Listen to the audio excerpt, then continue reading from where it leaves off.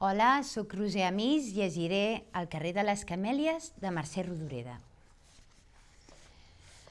El conyac tenia color de topaci.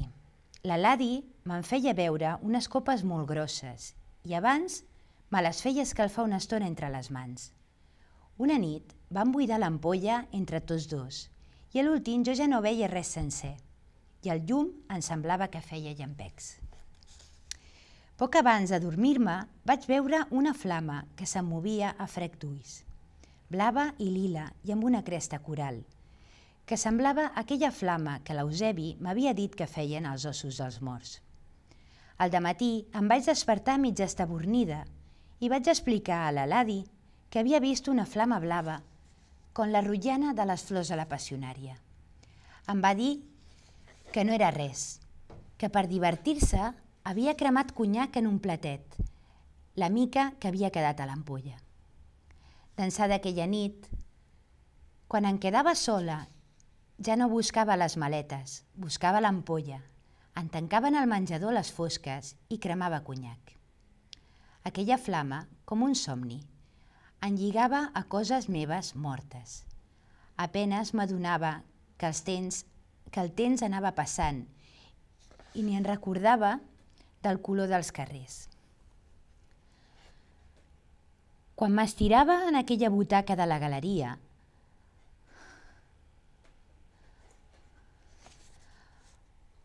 embolicada en la tovallola, no sabia què veia ni podia pensar.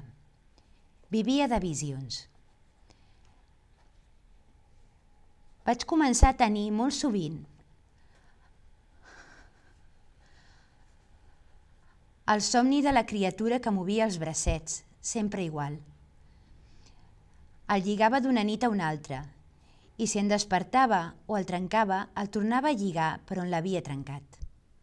També somiava al cementiri, en l'Eusebi que anava d'una banda a l'altra, robant flors de les corones.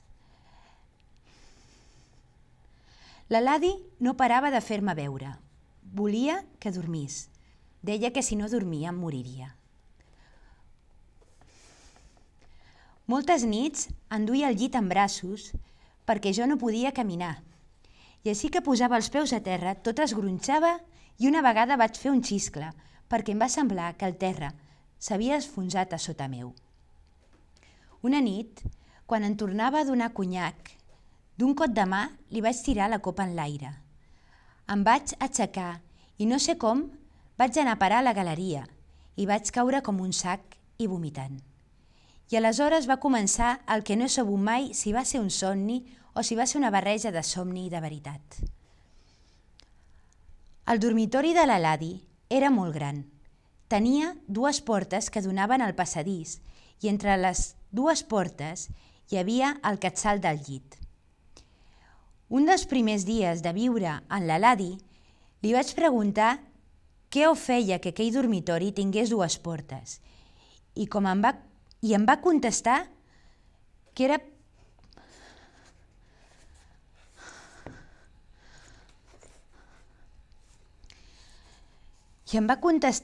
era perquè de dues habitacions n'havia fet una. El llit estava cobert amb un vellut negre voltat de serrell blanc i les cortines que tapaven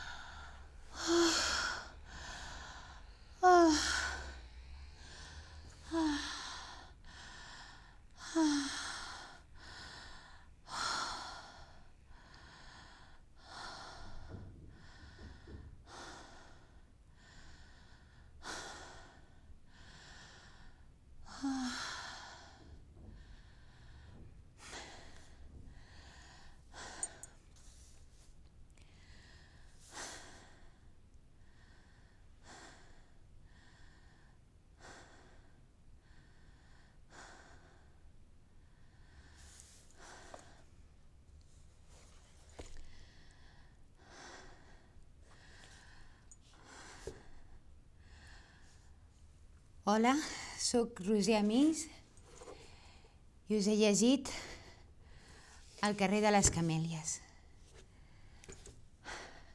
Gràcies.